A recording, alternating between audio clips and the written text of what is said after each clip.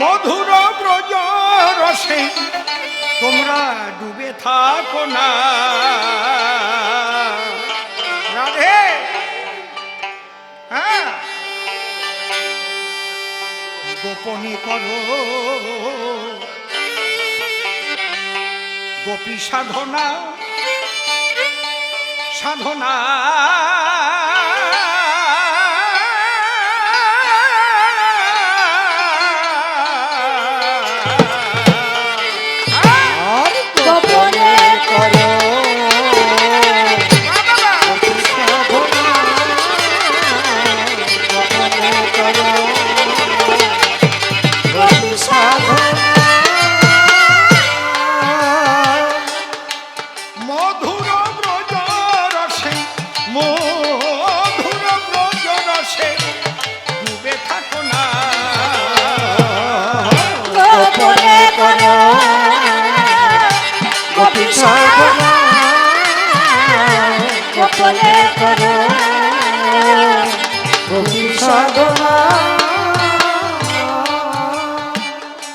এটা হরিবাসর কীর্তনের আসর।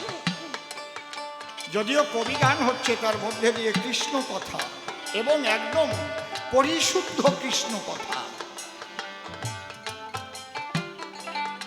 এই গানের মধ্যে দিয়ে আপনারা বুঝতে পারবেন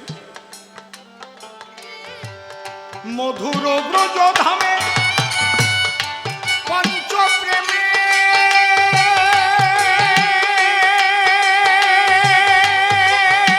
পঞ্চরস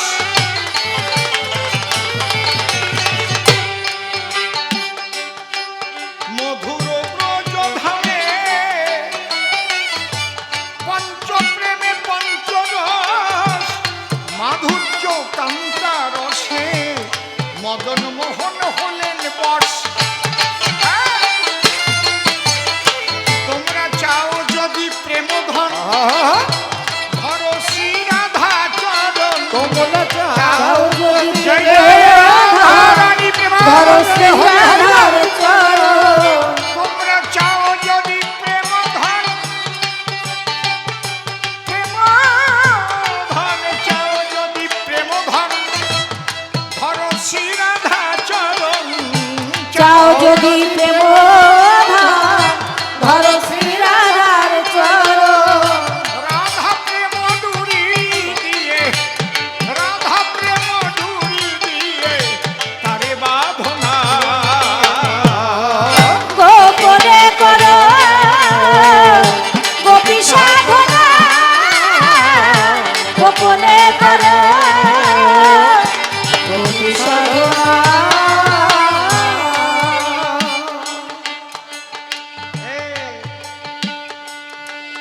নিষ্কামে ব্রজ ভাব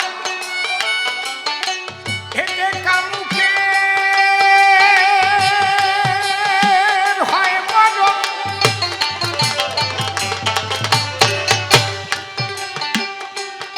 নিষ্কামে ব্রজ ভাব এতে কামুকের হয় মরণ।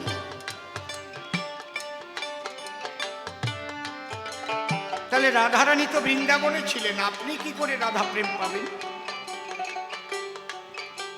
বলুন কি করে পাবেন? প্রতিটি আত্মাই রাধা ভাবে বিভাবিত হতে পারে। এই তত্ত্বটা আপনাকে কে দেবে? শ্রীগুরু। এই জন্যে আমাদের সাধুর বাজারে একটা কথা আছে, দীক্ষা গুরু কৃষ্ণ আমার, শিক্ষা গুরু রাই। বৃন্দাবনের ভজন তত্ত্ব যাহার কাছে পাই। ঊর্ধ্বলিঙ্গ ঊর্ধ্বজনে ঊর্ধ্বরতি হয়, ঊর্ধ্ব না হইলে জীবে যাবে জমালে। পুরুষের লিঙ্গ হয় মস্তকের মণি, তাহা দিয়া খেলা করেন সেই দেব পদ্মজনী।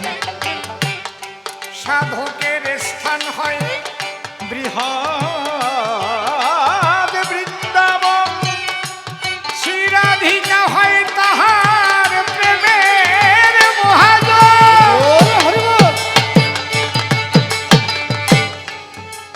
তাহলে এই তত্ত্বটা আপনি কার কাছে পাবেন? তত্ত্বটা আপনাকে শ্রী গুরু দেবে, যাকে বলে শিক্ষাগুরু। শিক্ষাগুরুর কাছে আপনি পাবেন। ছোট, তবে তিনি যেন প্রেমিক গুরু হন,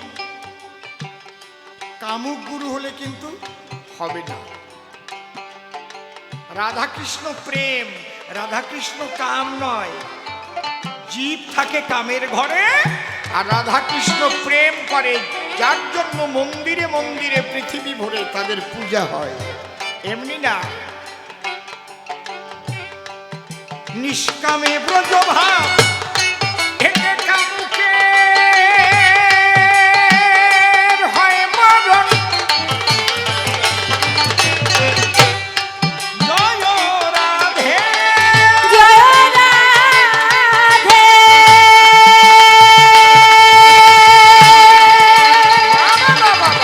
জয় মায়েরা উঠে জোরে জোরে। জয়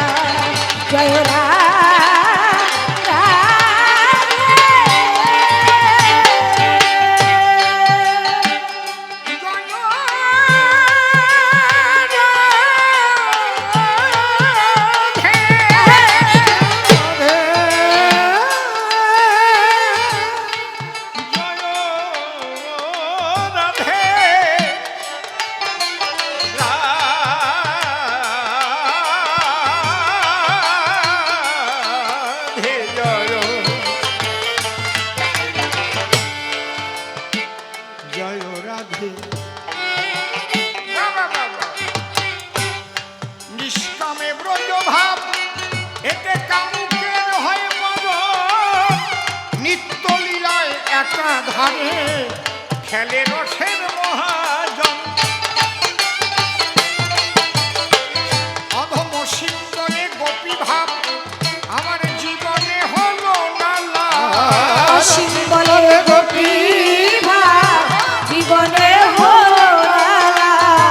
অধম সিন্দরে গোপী ভাব, গোপী ভাব জীবনে হলো না লাভ। অসিম্বলে গোপী ভাব জীবনে হলো না।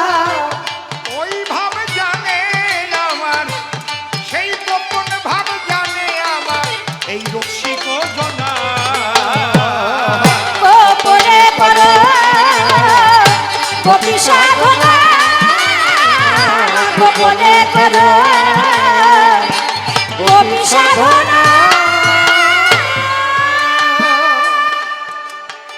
ঠিক করে নে সব। এই গীত গোবিন্দে শ্রীমতী রাধারানীর সম্মান কে দিয়েছেন? জয়দেব গোস্বামী? না না, স্বয়ং শ্রীকৃষ্ণ। হ্যালো, জয়দেব যখন গীত গোবিন্দ লিখতে বসল, দেখে নিন, লিখতে লিখতে একটা জায়গা গিয়ে জয়দেব স্থির হয়ে গেল। কোথায়? সেখানে শ্রীকৃষ্ণকে দিয়ে রাধারানী চরণ ধরাতে হচ্ছে। না, এটা হয় না।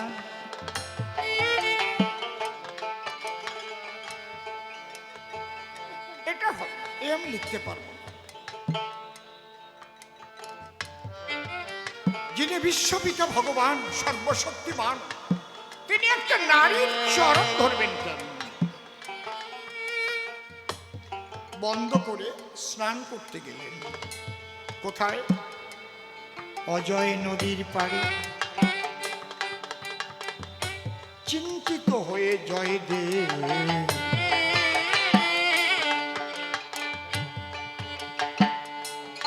জয়ের পাড়ে বসা রয়।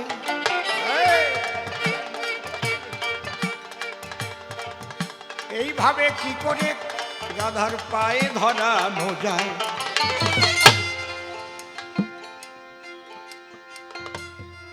স্নান করছে না, বসে বসে ভাবছে।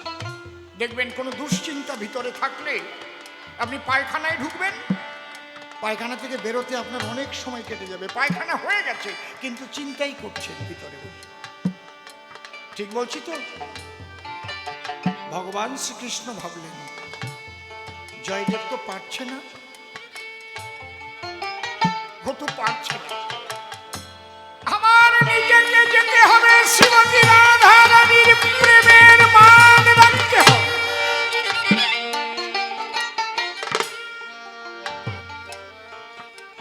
স্বয়ং ভগবান বাবা বাবা জয়দেবের বেশে ভগবান পদ্মার সামনে এলো, ডাক দিয়ে পদ্মাবতীকে তখন শুধালো। কোন বেশে এসেছে? একদম অবিকল জয়দেব। পদ্মাবতী, কি তোমার রন্ধন কার্য সমাধান হয়েছে? বলে হ্যাঁ, আমি তো স্নান সমাপন করে এলাম, তাহলে আমি যাই, মন্দিরে গিয়ে একটু পূজা দিয়ে আসি, তুমি আমার জন্য সেবার ব্যবস্থা করো। আসল জয়দেব কিন্তু অজয় নদীর পাড়ে বসে ভাবছে।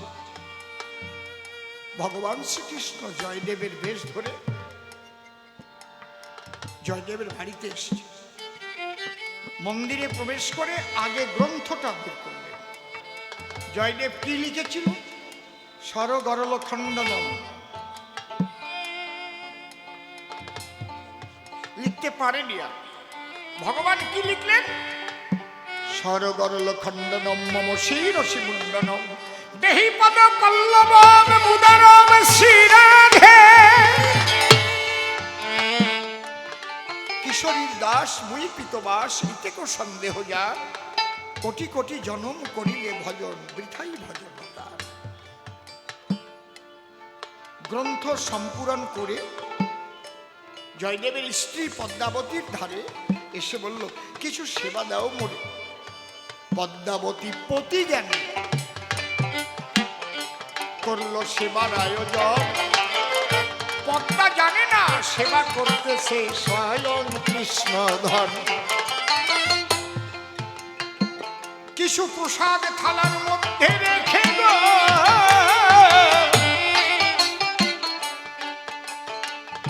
কৃষ্ণ বলে, পদ্মাবতী তুমি এবার করো গ্রহণ, আমি একটু বিশ্রাম করি, এই তো আমার মন। পদ্মা বিশ্রাম করার জায়গা দিল, স্বামী বিশ্রাম করছে, পদ্মা এবার সেবায় বসেছে, দুমুঠো কেবল মুখে দিয়েছে ওই প্রসাদ দিয়ে। ইন দ্য মিন টাইম, অর্থাৎ এই সময় আসল জয়দেব স্নান করে এলো যখন দ্বারে, এসে দেখে পদ্মাবতী আগে আগে সেবা করে। যে পদ্মাবতী স্বামী সেবা না দিয়ে গো সেবা করে না কখন, সেবা করতে দেখে জয়দেবের ভারাক্রান্ত মন।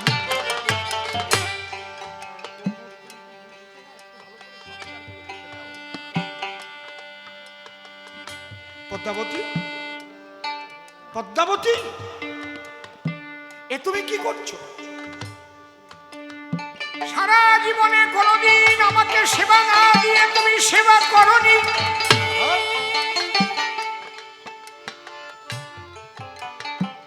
না হয় আজ আমার স্নান করতে একটু দেরি হয়েছে তার জন্য তুমি আগে সেবা করছো। পদ্মাবতী স্তম্ভিতা হয়ে বসে আছে। কি বলছো? তুমি তো এই মাত্র সেবা কার্য সমাধান করে বিশ্রামে গেলে, প্রথমে এলে, প্রথমে এসে তুমি গ্রন্থ মন্দিরে গেলে, গোবিন্দের পূজা সেরে তারপরে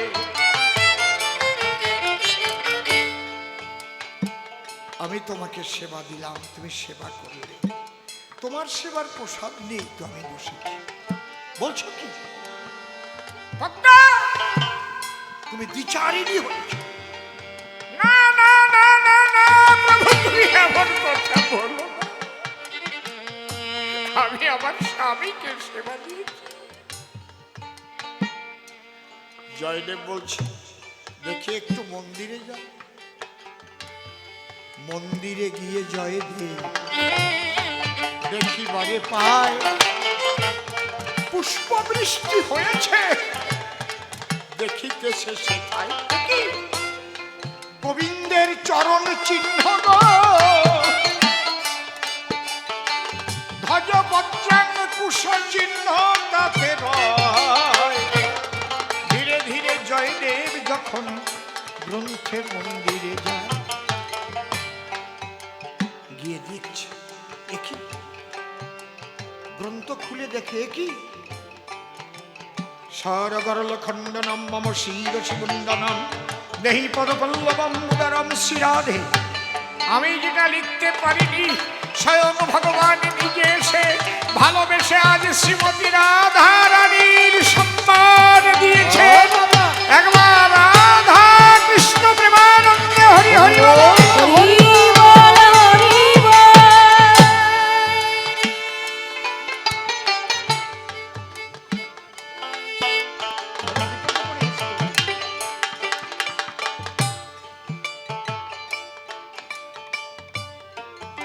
তখন জয়দেব ছুটে এসে পদ্মাবতীর চরণ পরে পড়ে বলছে, পদ্মা তুমি আমায় ক্ষমা করো। তুমি শ্রদ্ধা সতী, তুমি কাকে সেবা দিয়েছো জানো? কে? আমি নয়, তোমার ঘরে এসেছিল কৃষ্ণ জগৎপতি, তাকে তুমি নিজের হাতে সেবা দিও। তিনি সেবা করে কোনো প্রসাদ রেখেছিল? বলে হ্যাঁ, সেই প্রসাদই তো আমি গ্রহণ করছি। বলে কৃষ্ণ সেবা করার পরে প্রসাদ হয়েছিল, আর তুমি সেবা করার পরে ওটা মহাপ্রসাদ হলো। একবার মহাপ্রসাদ দাও না মরে গো। পদ্মায় আমি প্রণমী তোমার পায়। আজ ভগবান নিজে এসে গ্রন্থ পরিপূর্ণ করে দেয়। বাবা, তুমি আমার শিষ্য, তোমাকে গ্রন্থগুলো দিয়েছি ভালো করে পড়তে। আমি আশা করেছিলাম তুমি খুব সুন্দরভাবে পুঙ্খানুপুঙ্খভাবে পড়াশোনা করবে,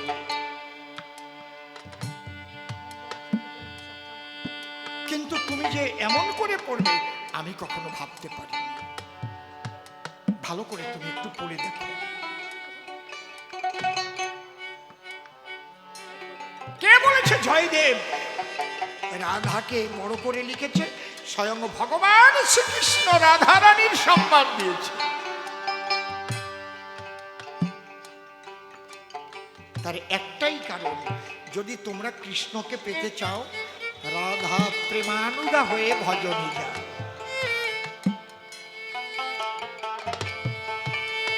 তাহলে পরিপূর্ণ কৃষ্ণ প্রাপ্তি তোমাদের হবে। রাধা শ্রীকৃষ্ণের প্রেমের গুরু। তোমার মধ্যে সেই রাধা ভাব জাগরিত হবে। অন্যান্য অভিলাষিতা শূন্য জ্ঞান কর্মদানাবৃতং আনুকূল্যেন কৃষ্ণানুশীলন ভক্তির উত্তম। এই জন্য লিখেছে আত্মাতুরাধিকাশ্চৈব ত্বয়ৈব রমণতসৌ আত্মারাম স্থিত প্রাজ্ঞ প্রচ্যতে গুরুবাদী। সেই শ্রীগুরুর কৃপায় তুমিও তত্ত্বজ্ঞ হয়ে তোমার আত্মায় রাধা প্রেম রস নির্যাসে পরিপূর্ণ করে তুমিও প্রাণ গোবিন্দকে পরিপূর্ণভাবে পেতে পারো। ইহাই হচ্ছে এই গ্রন্থের মূল কথা। কিন্তু আত্মসুখের হেতু কিছু করলে তাকে রাধা প্রেম বলে না। আমার সন্তান হচ্ছে না, কান্নাকাটি করলাম, গোবিন্দ একটা সন্তান দিও, এটা রাধা প্রেম নয়। আমার আত্মসুখের জন্য চাইছি, আমার ব্যবসাটা যেন ভালো হয়। নো নেভার, আমি কিচ্ছু চাই না, আমি তোমাকে চাই। তাও আমার সুখের জন্য নয়, আমি সেবা দেব প্রভু তোমার সুখের জন্য, আমি তোমার সেবা করব। জয় রাধে। এত সোজা?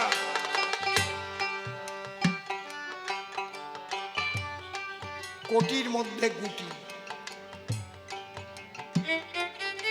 এবার বললে কলিতে সন্ন্যাস নাহি, শাস্ত্রে দেখতে পাই, তবে কেন সন্ন্যাসী হলে নই যে চৈতন্য গোসাই। খুব ভালো প্রশ্ন করেছি, খুব ভালো প্রশ্ন। শোনো, ঠিক ঠিক কলিতে সন্ন্যাস নাই, এটা আমাদের শাস্ত্রে লেখা আছে। কোন শাস্ত্রে? সেগুলো বলেনি, হয়তো পড়েনি। এটা লেখা রয়েছে মার্কণ্ডেয় পুরাণে। কি লেখা আছে? অশ্বমেধ গোবালম্ব সন্ন্যাস ফলপৈতৃকং দেবরেণ সুতোৎপত্তি কলৌ পঞ্চ বিপর্যয়। এটা বললে তোমার প্রশ্নটা সঠিক হতো, কারণ শ্রীমান মহাপ্রভু তিনি তো শাস্ত্র বিরোধী কাজ করতে পারেন না। যারা মহাজন তারা কি শাস্ত্র বিরোধী কাজ করতে পারে? কি বলেন আপনারা? পারে? পারে যদি শাস্ত্রে এলোমেলো কথা লেখা থাকে। খেল পারে না তো কি? মনুসংহিতাও তো আমাদের একটা শাস্ত্র গ্রন্থ, ওতে যা লেখা আছে। ব্রহ্মবৈবর্ত পুরাণ তো আমাদের একটা গ্রন্থ, ওতে যেসব লেখা আছে সেগুলো তো সঠিক নয়। এমন এমন জিনিস আছে, সবগুলো যে খারাপ তা বলছি না। এমন এমন কিছু জিনিস আছে যেগুলো ঢোকানো হয়েছে ওখানে। কারণ এই সনাতন হিন্দু ধর্ম বহুবার এই ধর্মের উপর আঘাত এসেছে। হাফসিরা আমাদের সমস্ত ধর্মগ্রন্থ একবার নিয়ে গেছে। ছোট ছোট বাজাও, আমাদের যে মূল গ্রন্থ সেগুলো জার্মানিরা নিয়েছে। ব্রিটিশ নিয়েছে ভারতবর্ষের ধন সম্পদ, হীরা জহরত যা ছিল, আর জার্মানিরা নিয়েছে আমাদের আদি গ্রন্থ। এই জন্য সবচেয়ে বিজ্ঞানে উন্নত জার্মান, মেডিকেল সায়েন্সে উন্নত জার্মান। জার্মানি ওষুধের উপরে। অত ভালো ওষুধ আর পৃথিবীতে কেউ তৈরি করতে পারে না। কেন? শিবের লেখা 3খানা যে গ্রন্থ রয়েছে তা সব জার্মানিরা নিয়ে গেছে। কি কি? একখানা আয়ুর্বেদ, একখানা চরক সংহিতা, আর একখানা মানব নিদান, এবং যেটা শিব পুরাণ 14.5 কেজি ওজন, ওটাও জার্মানি। সব নিয়ে গেছে। শিব ঠাকুর লিখে গেছে কোন কোন গাছে পাতায় কি হয়, ফুলে কি হয়, ফলে কি হয়, বাকলে কি হয়, শেকড়ে কি হয়, কোন কোন ব্যাধিতে তা ব্যবহার করতে হয়। আয়ুর্বেদ, চরক সংহিতা, মানব নিদান। এই যে কোরামিন ইঞ্জেকশন, জার্মানি ইঞ্জেকশন, যেটা দিলে একটা মানুষ মারা যাচ্ছে 3 ঘন্টা বাঁচিয়ে রাখা যাবে, ওটা কি দিয়ে তৈরি? মানব নিদানে লেখা আছে। নিদানের শেষ তাল মোচড়া, কচি তাল গাছে একদম মাঝখান দিয়ে সব ফেলে ভিতরে একটা, যেমন ওই যে থর পাওয়া যায় না কলা গাছে, ওই রকম পাওয়া যায়। ওইটাকে বেটে রস 1 কাপ খাইয়ে দিলে 3 ঘন্টা বেঁচে থাকবে মানুষ। ওটাকে রিফাইন করে কোরামিন ইঞ্জেকশন তৈরি।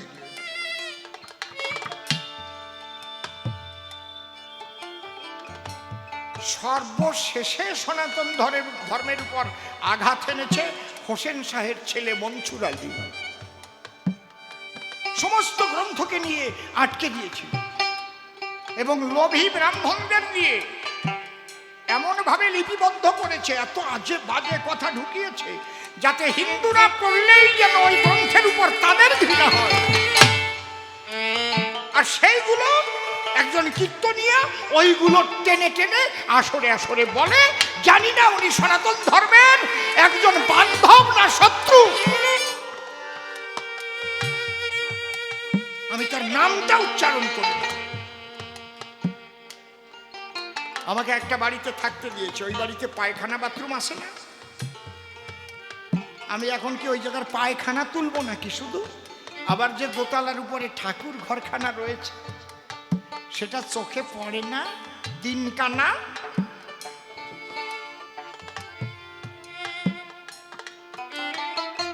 ওই লোকটার কাজই হচ্ছে ওই গু তুলে আনা। কোথায় প্রস্রাবখানা, কোথায় বিষ্ঠা, ওই বিষ্ঠাতে ওর নিষ্ঠা। কথা বোঝা যাচ্ছে কি? ওর ভালো কিছু চোখে ও পড়ে না। মাছির মধ্যে দুই রকমের মাছি আছে, দুই রকমের মাছি, একটা মধুমাছি আর একটা গুইয়ে মাছি। দেখবেন আপনার বাচ্চা ছেলে পায়খানা করবে, এই আমার দিকে তাকা, আর এক পাশে মধুর থালা থাকবে, যেগুলো গুইয়ে মাছি মধুর উপর পড়বে না, ওই পায়খানার উপরে পড়িয়ে বেশ মা খাবে। আর আপনি খেতে বসবেন, আপনার ভাতের থালায় গিয়ে বেশ ইলিশ মাছ নিয়ে বসেছেন, ওর উপরে মাখিয়ে দিয়ে আসবে, খেলেই কলেরা হবে। ও ডাস্টবিনে পড়বে, ডাস্ট ক্যারি করবে, আবার ডাস্ট ছড়াবে। এটা হচ্ছে গুইয়ে মাছির কাজ। আর মধুমাছি যারা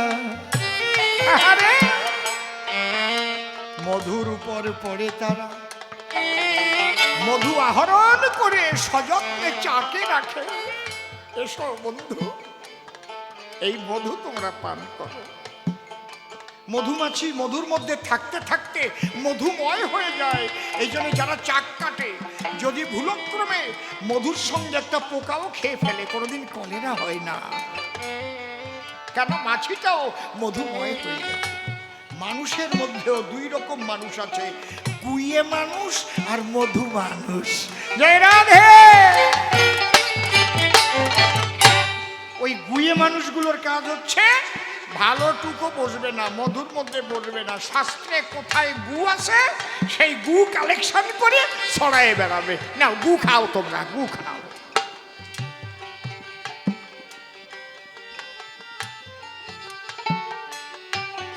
খারাপ কথা বললাম নাকি?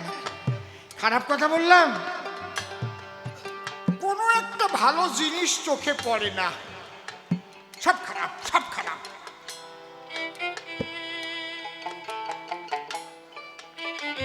আমি অবাক হয়ে যাই, তারা আবার হরিবাসরে দাঁড়িয়ে সেগুলো আলোচনা করে।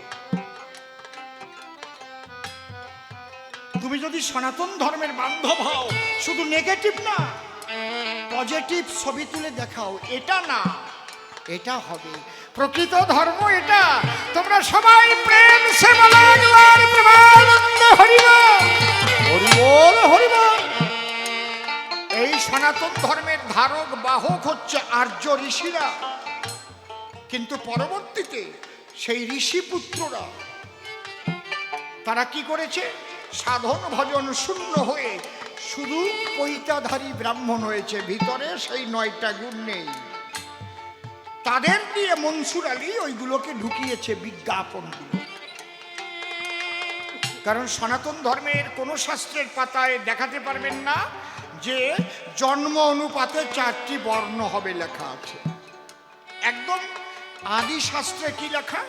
জন্মেন জায়তে শূদ্র, জন্ম মাত্র সবাই শূদ্র। শূদ্র মানে আলাদা কোনো জাতি না, অজ্ঞান। ও যে ব্রাহ্মণের ঘরে জন্ম লয়, জন্ম মাত্র সেও শূদ্র। কথা বোঝা গেল কি? জন্মেন জায়তে শূদ্র সংস্কার দ্বিজোচ্যতে, 10বিধ সংস্কারের দ্বারাই তার দ্বিজন্ম প্রাপ্ত হয়। বেদ পাঠেত ভবেদ বিপ্র, বেদ পাঠ করতে গেলে সর্ববেদাঙ্গ না জানলে বেদ পাঠ করা যায় না। উচ্চারণ ভুল হলে দেশের ক্ষতি হবে, দশের ক্ষতি হবে। তাহলে বেদ পাঠ করতে যে জানে, সর্ববেদাঙ্গে যার অধিকার, সে বিপ্র। আর ব্রহ্ম জানাতি সব্রাহ্ম। তাহলে ব্রাহ্মণের কটা গুণ থাকে? একটা টিপে ধরিস কেন? কিরম শোনা যায় তা বুঝিস না? ওয়ান ধরিস। কতদিন বলবো? সম দম তপ শৌচ খান্তি রাজ্যবমে বচ জ্ঞান বিজ্ঞানমাস্তিকম ব্রহ্মকার্য স্বভাবত। এই 9টা গুণ যদি কোনো মুচির ছেলেরও থাকে সেই ব্রাহ্মণ। হরি হরি বল, হরি হরি বল। হ্যাঁ, আমাদের সনাতন ধর্মের ধর্মগুরুর নাম কি? কৃষ্ণ দ্বৈপায়ন বেদব্যাস। তিনি তো জারজ সন্তান। তাকে বলে জারজ সন্তান? আমি তার অপমান করছি না, আমি এটা বুঝাতে চাইছি জন্ম হোক যথাতথা, কর্ম চাই ভালো। তার বাবা তাকে যখন জন্ম দিয়েছিল তখন তার মাকে কি বিয়ে করেছিল? তার মা তো কুমারী ছিল। তার বাবার নাম পরাশর, মায়ের নাম মৎস্যগন্ধা। তাহলে যদি কোনো পুরুষ কোনো কুমারী গর্ভে সন্তান জন্ম দেয়, সেই সন্তানকে কি সন্তান বলা হয় বলুন? জারজ। তিনি আমাদের ধর্মগুরু। এমন ধর্ম সনাতন। সনাতন ধর্মে জন্ম অনুপাতে কাউকে সম্মান দিতে বলেনি, বলছে কর্মের দ্বারাই মানুষ শ্রেষ্ঠ হবে, কর্মের দ্বারাই মানুষ মহান হবে। আমিও বলছি আর সেই লোকটাও বলে। ইহাই তো কথা। শ্রী চৈতন্য মহাপ্রভু তো তাই বলেছেন, ব্রাহ্মণ ক্ষত্রিয় শূদ্র, ব্রাহ্মণ ক্ষত্রিয় বৈশ্য শূদ্র কেন নয়? যে কৃষ্ণ তত্ত্ববেত্তা সেই বৈষ্ণব হয়, সেই গুরু হয়। সেই শ্রী চৈতন্যকেও লোকটা ছাড়ে নাই। কি সব বাজে বাজে কথা বলেছে। ওই রকম একটা সুন্দরী বউ, নগদ বিয়ে করা বউ ফেলে একটু জগৎ জীবের জন্য যাও তো হরিনাম বিতরণ করতে। কেমন পারো তুমি বুঝবো? গিয়ে দেখেছো? আর যে বউটি ঘরে ছিল বিষ্ণুপ্রিয়া, সে আর কোনোদিন তাকাতো না, শুধু বলতো ভজ গৌরাঙ্গ কহ গৌরাঙ্গ লহ গৌরাঙ্গের নাম, যে জনা গৌরাঙ্গ ভাবে সে হয় আমার প্রাণ। এই নাম করতো আর এক একটা চাল ধরে ধরে রাখতো। সারাদিন যে কয়েকটা চাল হতো তাই জ্বালাইয়ে মহাপ্রভুর ভোগ দিয়ে তাই সেবা করে জীবন ধারণ করত। আর আমার মহাপ্রভু জীবের কল্যাণের জন্য হরিনাম বিতরণ করতে বেরিয়েছে। আমার মহাপ্রভু কেউ ছাড়েনি। কি সব বাজে বাজে কথা বলে।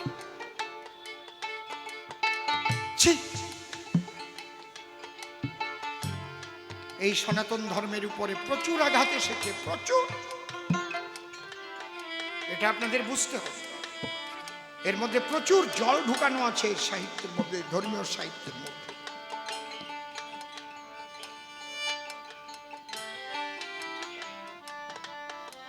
তাহলে আমরা যে আলোচনা করছি, মহাপ্রভু কেন সন্ন্যাস নিলেন? কলিতে সন্ন্যাস নাই, ঠিক, কিন্তু বিশেষ বিশেষ মানুষ জগতের বিশেষ বিশেষ কল্যাণের জন্য যদি বিশেষ বিশেষ কর্ম করে, তাহাই শতসিদ্ধ। শাস্ত্র বিরুদ্ধ হলেও তাই সঠিক, তা যদি জগতের কল্যাণের জন্য হয়। বোঝা যাচ্ছে আমার কথাটা? আপনি পিতৃ শ্রাদ্ধ করতে বসেছেন, ঠাকুর মশাই বললেন যে যতক্ষণ শ্রাদ্ধ ক্রিয়া সমাপন না হবে আপনি আপনার আসন পরিত্যাগ করতে পারবেন না। বাহ্যক্রিয়া যা আছে সব করে বসুন।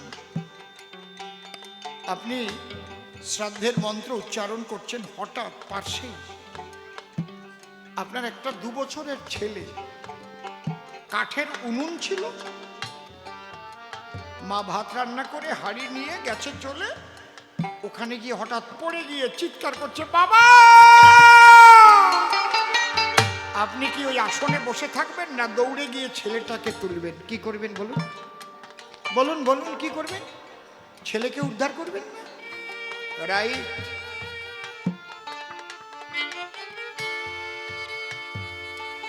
বুঝেছেন কি বলছি? বিশেষ বিশেষ মানুষ করিতে জগতের কল্যাণ, বিশেষ কারণে বিশেষ কর্ম তারা করে সমাধান। তাহলে বিশেষ কারণটা কি মহাপ্রভু, এটা আমাদের জানতে হবে। ঠিক ওই টাইমটা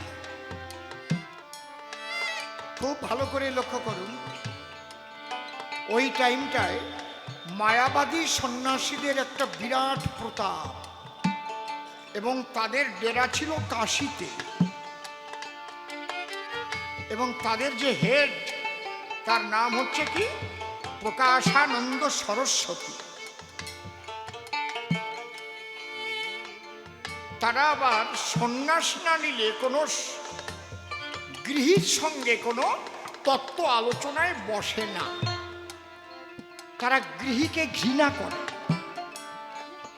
কিন্তু ওই লোকটা যে একটা মায়ের গর্ভে জন্ম নিয়ে তারপরে সন্ন্যাস নিয়ে চলে গেছে, সে লোকটার ওই বোধটা হয় নাই। দুঃখের বিষয়, বর্তমান ভেগধারী বৈষ্ণবদের মধ্যেও আমি সেই জিনিসটা দেখতে পাই। তারা সংসারীদের ঘৃণা করে, সংসারীর হাতে খায় না, আবার সংসারীর চাল ডাল তরি তরকারি টাকা পয়সা না হলেও হয় না। ঠিক বললাম না বেঠিক বললাম? আপনি শুয়ে দিলে খাবে না, তাহলে আমার বাড়ির চাল, আমার বাড়ির ডাল, আমার বাড়ির তরি তরকারি, কত মুসলমান ভাইরা তো তরকারি তৈরি করেছে, জমিতে ওগুলো তো কিনে এনে দিয়েছি, তুমি তো তা খাচ্ছ, আর আমার হাতে তুমি খাবে না, আমার রান্না খাবে না। ওইগুলোকে কোনোদিন বাড়িতেই উঠাবেন না, যে আপনাকে ঘৃণা করে। যারা গৃহীদের ঘৃণা করে, বুঝতে পারছেন কি বলছি? হ্যাঁ, আপনাকে পরিশুদ্ধভাবে রান্না করে তাকে দিতে হবে। সে যদি বলে আমি নিরামিষ আহার করি, প্রয়োজনে আপনার আমিষ সমস্ত কিছুকে, পাত্রগুলোকে বর্জন করতে হবে। কথা বুঝলাম? বুঝতে পেরেছি তো? সুন্দর করে মেজে ঘষে আপনি সুন্দর করে পবিত্র হয়ে রান্না করে দিলে কেন সেবা করবে না বলেন? কিন্তু ওদের কথাই হচ্ছে ওরা অন্য কারো রান্না সেবা করবে না। সঙ্গে দুই একজন থাকে, ওদের শাখাও নাই, সিঁদুরও নাই, আবার ইন্দুরির কাজ বন্ধ হয় নাই, বাড়ি এক কায়দারে লাগা। এটা শ্রী চৈতন্যেরও মত না, নিত্যানন্দেরও পথ না, কেউ দেখাতে পারবে না। হ্যাঁ, একটা জায়গায় লেখা আছে চৈতন্য চরিতামৃতে, কি প্রকৃতি হইয়া করে প্রকৃতি সম্ভাষণ, প্রভু কহে না হেরিব তাহারি বদন, প্রকৃতি হইয়া করে প্রকৃতির সঙ্গ, দিনে দিনে বাড়ে তার প্রেমের আনন্দ। তোমার পুরুষ দেহে প্রকৃতির স্বভাব আনতে হবে, অত সোজা।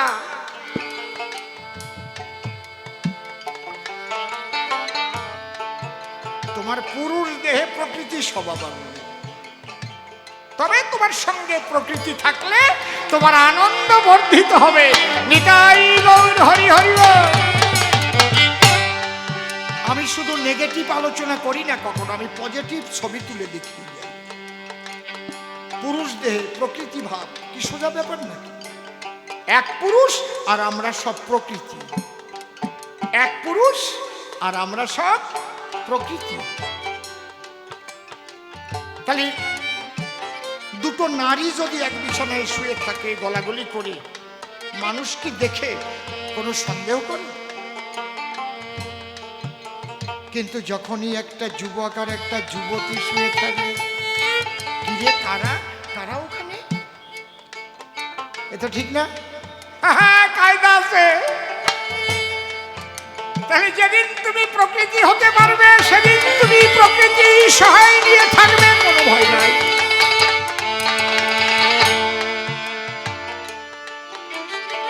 মহাপ্রভু ভাবলেন, এই যে কৃষ্ণ প্রেম আমি দিতে এলাম, শ্রীমতী রাধা রানীর খাস ভান্ডার ভেঙে, রাধার ভাব কান্তি বিলাস নিয়ে আমি যে প্রেম দিতে এলাম, এটা হচ্ছে বেদাতীত, বেদের বিধির অতীত, বিধি মার্গ বাদ দিয়ে রাগ মার্গ। এখানে নরকের ভয় নাই, স্বর্গের আকাঙ্ক্ষা নাই, শুধু আনন্দ, প্রেমানন্দ।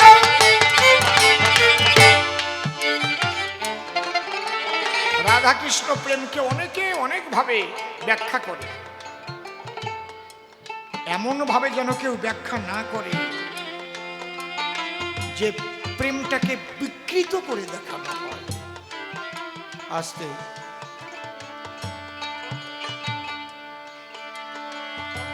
এই জন্যে উনি খুব চিন্তিত হয়ে পড়েছেন, কাঁদছেন রাত্রিতে। এখন আমি কি করব?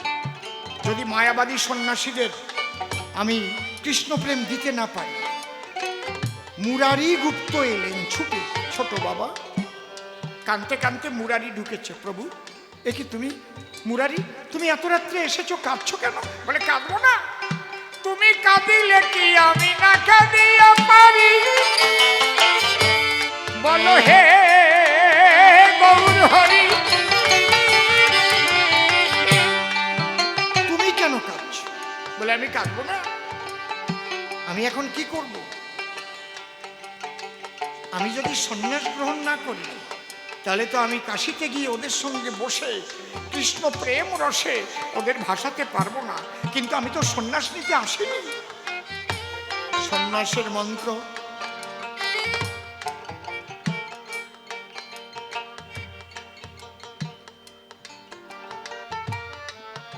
তখন মুরারি গুপ্ত বলল, প্রভু, তুমি তো জগতের কল্যাণের জন্য যাচ্ছ।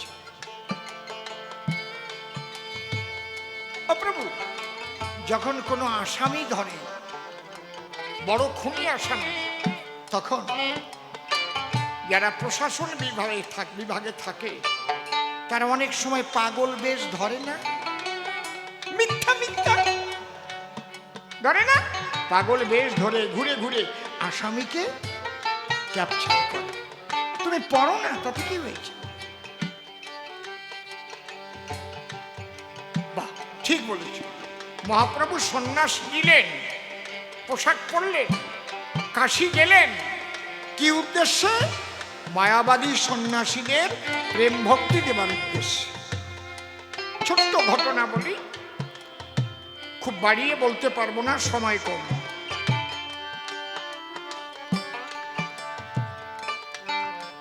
কারণ আমাদের পারমিশন 10টা পর্যন্ত, আমি আইন ভাঙি না কখন। মহাপ্রভু, ওই মায়াবাদী সন্ন্যাসীরা কৃষ্ণকে ভগবান মানে না, রামকে ভগবান মানে না, বলে নন্দঘোষের ছেলে তাকে আবার ভগবান বলে। মহাপ্রভু সন্ন্যাস নিয়ে কাশী গিয়ে কৃষ্ণ নাম করতে আরম্ভ করলেন। হরে কৃষ্ণ হরে কৃষ্ণ কৃষ্ণ কৃষ্ণ হরে হরে, হরে রাম হরে রাম, রাম রাম হরে হরে, নিতাই গৌর হরি বল, হরি বল। কৃষ্ণ কৃষ্ণ হরে হরে রাম হরে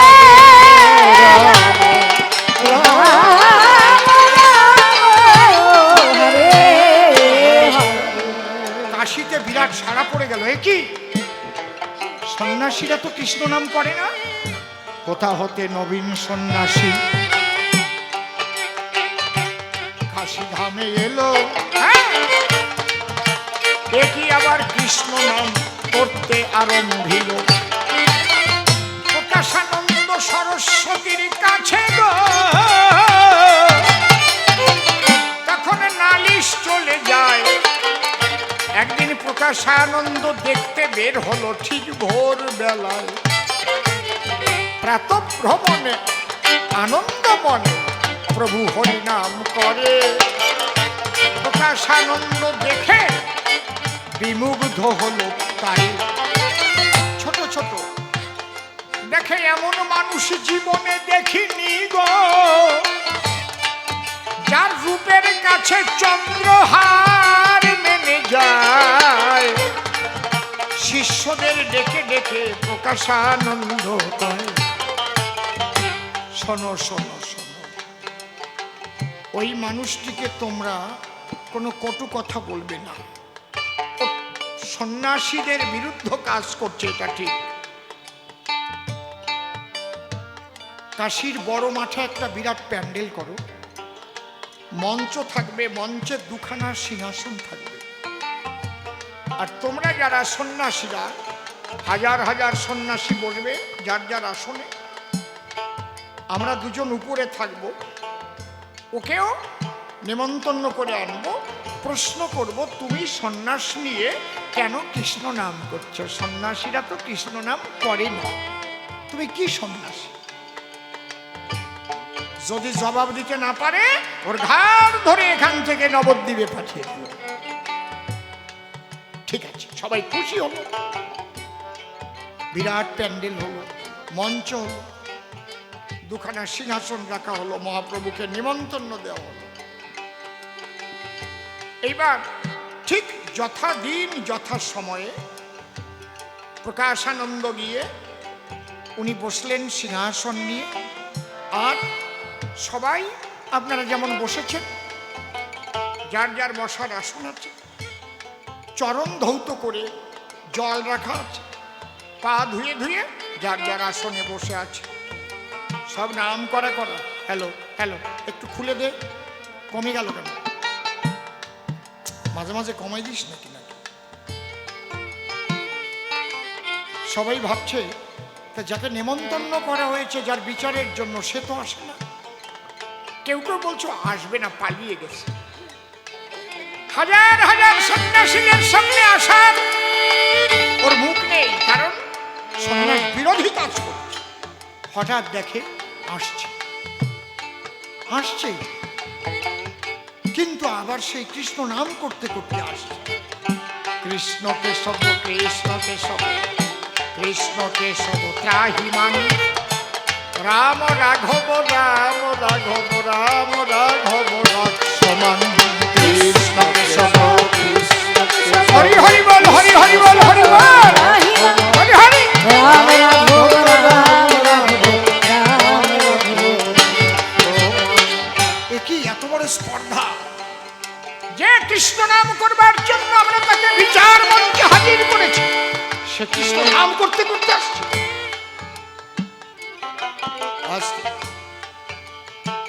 প্রকাশানন্দ বলছে চুপ, শান্ত হও। উনি ইশারা দিয়ে বললেন, সন্ন্যাসী প্রবর ওখান থেকে পাদ প্রক্ষালন করে, অর্থাৎ পাও ধুয়ে আমার পাশে এসে আসন গ্রহণ করো। এই জায়গাটা কায়দা। এই জন্য যখন দেখি না বড় বড় গোসাইরা শুধু দুই পাশে কোলবালিশ নিয়ে হাওয়া খায়, কোনোদিন ধুলায় গড়ালো না, এসি ঘর, বড় লোক শিষ্য ছাড়া যায় না। 10 টাকা দিয়ে প্রণাম করলে তার দিকে ফিরে চায় না, 500 টাকা দিলে তখন টেনে নেয় কোলে, তোর মতো শিষ্য হয় না। আসে না? খারাপ কথা বলছি না, আসে তো। দেখেন এবার মহাপ্রভু কি বলল, কি করলো। যখন প্রকাশানন্দ ইশারা দিয়েছে ওখান থেকে পা ধুয়ে উপরে এসে, মহাপ্রভু কি করলেন? আমার দুটো চোখ দিয়ে জল এসে যায়, এমন প্রেমের মানুষ। উনি পা ধুলেন না, উনি কি করলেন জানেন? সকলের পা ধোয়া জলে কাদা হয়ে গেছিল, হা কৃষ্ণ বলে সবার পা ধোয়া জলে মহাপ্রভু গড়িয়ে গড়াগড়ি দিলেন, গড়িয়ে পড়লেন। হরিবল।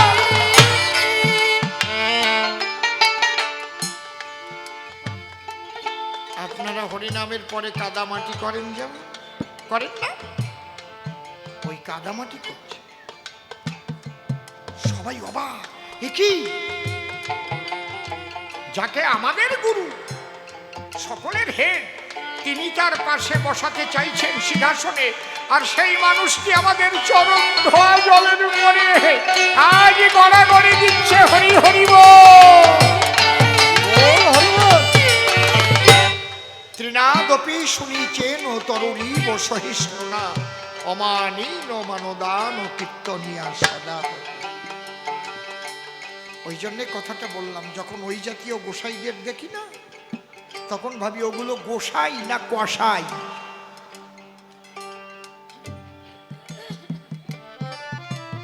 ওদের দ্বারা তো জগতের কল্যাণ হতে পারে না। সবাই কিন্তু তাকিয়ে আছে, প্রকাশানন্দ স্থির হয়ে তাকিয়ে আছে, কিন্তু প্রকাশানন্দ যেটা দেখিছে আর কেউ তা দেখিতে পারিতেছে না।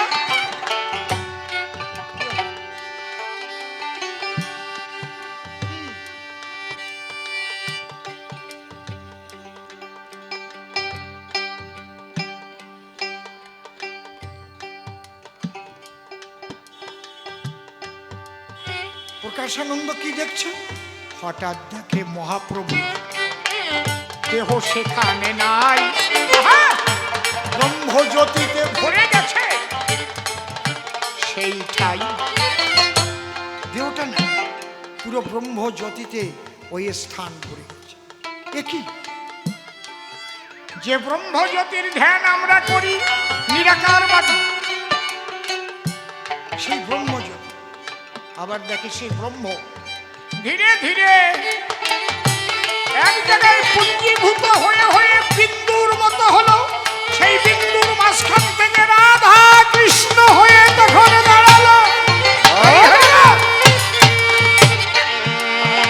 কি তাহলে সেই পরম ব্রহ্মই রাধা কৃষ্ণ। আবার এবার দেখছি সেই রাধা অঙ্গ গলে যাচ্ছে, রাধা অঙ্গ বিগলিত হয়ে কৃষ্ণ অঙ্গের সঙ্গে মিশে গেল।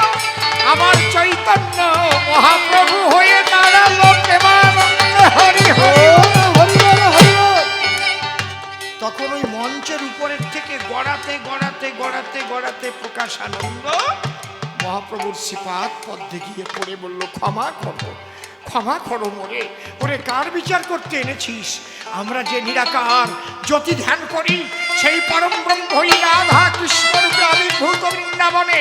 আর সেই রাধা অঙ্গ কৃষ্ণ অঙ্গ মিলে হয়েছে এই শ্রী গৌরাঙ্গ। আয় আয় আয়, সবাই গ্রহণ করি সেই প্রেম তরঙ্গ। হরি হরি হরি বলো, বল হরি বল।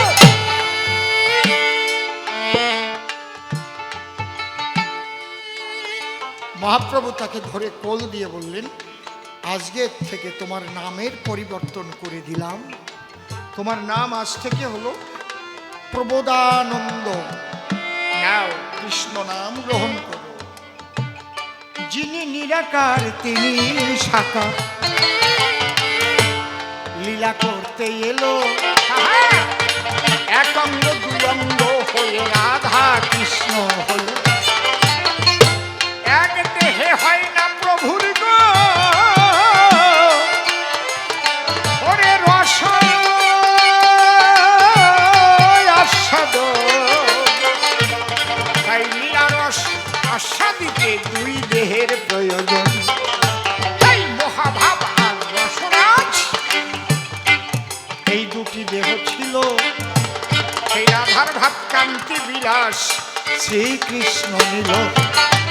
তাই রাধা অঙ্গ কৃষ্ণ অঙ্গ মিলে শ্রী গৌরাঙ্গ হলো। একবার প্রেমানন্দে ভক্ত বৃন্দে হরি বল হরি বল হরি বল। যাও, এই নামের মালা নিয়ে তুমি বৃন্দাবনে চলে যাও। কাশী থেকে ওকে বৃন্দাবনে পাঠিয়ে দিল। যেখানে গিয়ে বসলো, জায়গাটার নাম আরিদ গ্রাম, বর্তমান যেটাকে বলে শ্যামকুণ্ড রাধাকুণ্ড।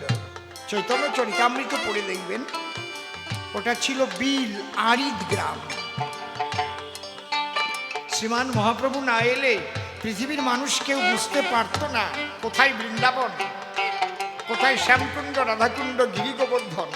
এবং এই কাজটি করেছিলেন তিনি 6 জনকে আকর্ষণ করে। কারা কারা? শ্রীরূপ সনাতন, ভট্ট রঘুনাথ, শ্রীজীব গোপাল ভট্ট, দাস রঘুনাথ। ওরে এই 6 গোসাই যাবে গো ওই ব্রজে করলেন বাস, রাধা কৃষ্ণ নিত্য লীলা করিলেন প্রকাশ। জয় রাধে। এই 6 গোসাই জানে করুণা করিবে, রাধা কৃষ্ণ নিত্য সেবা অধিকারী হবে। এই 6 গোসাই যার মুই তার দাস, জনমে জনমে দিও ওই বৃন্দাবনে বাস। তাহলে শ্রীমান মহাপ্রভু সন্ন্যাস নিয়েছিলেন একটাই শুধু কারণ নয়, তিনি ঘরে বসে থাকলে এই প্রেম এইভাবে প্রচার হতো না। পৃথিবীতে আছে যত মাগোরা বিগ্রাম, সর্বত্র প্রচার হবে একদিন এই হরিনাম। তার মুখের কথা ঠিক কিনা একটু ভেবে দেখবেন সবে, তাই না হলে বিদেশিরা মায়াপুরে এসে কেন হরিনাম গাবে। 124টা দেশে রাধা কৃষ্ণ মন্দির প্রতিষ্ঠা হইল। আজ বিদেশিরা এসে মায়াপুরে সবচাইতে বড় মন্দির করিল। আমার ভারতবাসীরা করতে পারে নাই গো, সাহেবরা কৃষ্ণ ভক্ত হলো, তারা এসে ভালোবেসে দেখেন মন্দির গড়ি। বুঝতে পারছেন ব্যাপারটা? এই জন্যে এই যে ত্যাগ, আমার প্রিয়াজির ত্যাগ এবং মহাপ্রভুর ত্যাগ, আমি সম্মান জানাই, শ্রদ্ধা জানাই। বলছে সংসারে বসে নিত্যানন্দ আর সন্ন্যাসী হলেন শ্রীমান মহাপ্রভু। জীব কোনটা গ্রহণ করবে? জীব গার্হস্থ ধর্ম করবে। কলিকালে গার্হস্থ ধর্মের উপরে আর কিছু না, সংসারের মধ্যে দিয়ে ভজন করো সবাই। সংসারে বসে সব হবে তোমার গো, শুধু একটু গতি পাল্টাতে হবে। এই গতি পাল্টানোটা তোমার শ্রী গুরু শিখাবে। আমি একটু একটু বলে দিয়ে যাচ্ছি। স্মরণ, মনন, নিদিধ্যাসন। আপনাকে সংসারে বসেই এটাকে করতে হবে।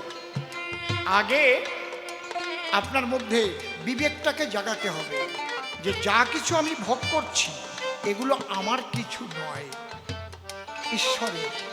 আমরা ঈশ্বর বলি, মুসলিমরা আল্লাহ বলে, খ্রিস্টানরা গড বলে। এই নাম হচ্ছে আমরা দিয়েছি, মূলত তার কোনো নাম নাই। একটাই শক্তি আছে, আলাদা আল্লাহ বলেও কিছু নাই, আলাদা গড বলেও কিছু নাই। কাকে বলবো, কাকে বুঝাবো? একটাই পাওয়ার আছে। এই জন্য বিজ্ঞানে তাকে বলছে সুপ্রিম পাওয়ার। একই ইলেকট্রিসিটি, কোনোটায় রড লাইট জ্বলছে, কোনোটায় এই যে কি ফোকাস, এটা সার্চ লাইট, কোনোটায় পাখা চলছে, একই কিন্তু। নাকি ওর জন্যে আলাদা কারেন্ট, পাখার জন্যে আলাদা কারেন্ট, নাকি হয় নাকি? নাকি পাওয়ার হাউস থেকে বন্ধ করে দিলে সব কয়টা বন্ধ হবে? কারে কব? এই নিয়ে গন্ডগোল জগৎ বলে বেরিয়েছে। এ কয় আমার আল্লাহ বড়, ও কয় আমার হরি বড়, ও কয় আমার গড বড়। তোমরা একজনও দেখছো? না দেখে বড় ছোট কও কেন বলো? যেদিন দেখতে পাবা সেদিন দেখবা সব একাকার হয়ে গেছে, আনন্দময়।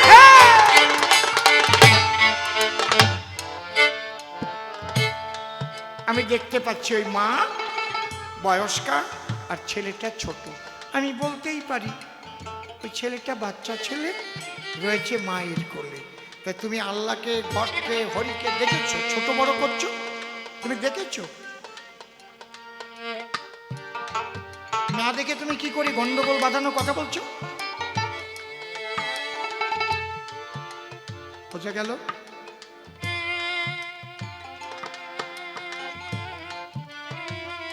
একটাই সত্যি।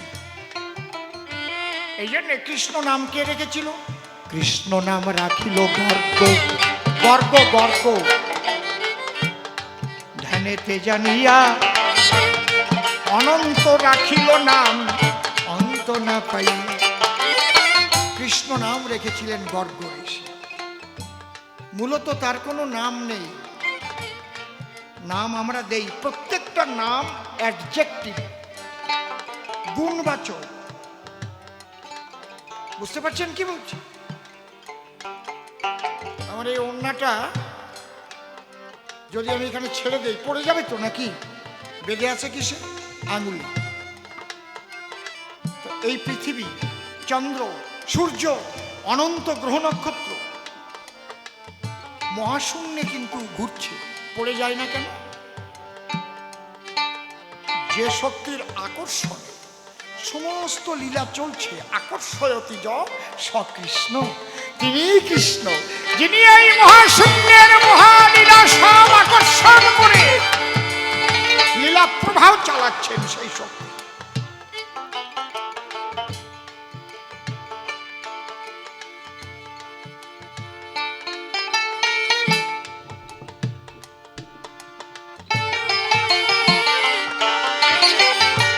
সূর্য, পৃথিবী, মনে করে এটা চাঁদ। পৃথিবী সূর্য, এই কথা বলবো না, পৃথিবী সূর্যকে নিয়ে প্রদক্ষিণ করছে, তাই তো? তার একটা নির্দিষ্ট কক্ষপথ আছে তো? কক্ষপথ বোঝেন তো? যে পথ দিয়ে ঘুরে ঘুরে আসে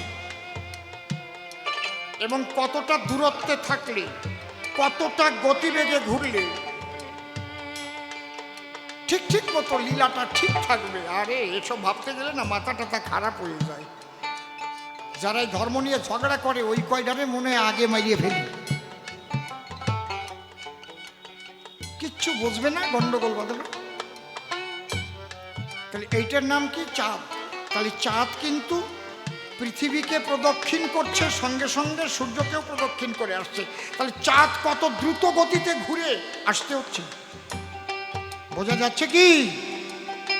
সব মহাশূন্যে চলছে, সমস্ত মহাশূন্যে চলছে। তাহলে এমন একটা শক্তির আকর্ষণে, ওহ, এই জন্য আইনস্টাইন বললেন, আমি অঙ্কশাস্ত্রে এখনো কচি খোকাও হতে পারিনি।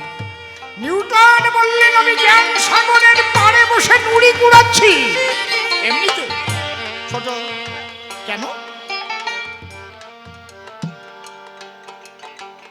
বলছে আমি যখন চিন্তা করি যে সূর্যকে নিয়ে পৃথিবী প্রদক্ষিণ করবে, কতটা গতিবেগে, কতটুক দূরত্বে থেকে, এটা এটা মা এখান থেকে সরে যাও, মা সরে যাও, লাগবে না ধূপকাঠি, যাও, খাও, মনের ধূপকাঠি জ্বালাও, রেখে দাও। আমি কত ধূপকাঠি বের করতেছি তা দেখো না? সে গন্ধ পাও না? বসো। এগুলো হচ্ছে বাহ্যিক জগতের জিনিস, সাজিয়ে গুজিয়ে আমরা করি মনটাকে এটা তৈরি করবার জন্য, আর কিছু না, মন তৈরি করবার জন্য। মন তৈরি হয়ে গেলে তোমার নামের মালা কোন জায়গায় পড়িয়ে থাকবে তার জ্ঞানও থাকবে না তোমার। হরি বল, ভালো করে শোনো যা বলতেছি। আইনস্টাইন কি বললেন? এইগুলো সেটিং কে করেছে? পৃথিবীকে নিয়ে আবার চাঁদ ঘুরবে, কতটা গতিবেগে ঘুরে আসবে, এগুলো তো আমরা কেউ হিসেব করে অঙ্ক কষে ওখানে ওগুলোকে রাখতে পারিনি। ও মাই গড! সেই মহাশক্তি, তাকে অনুভব করতে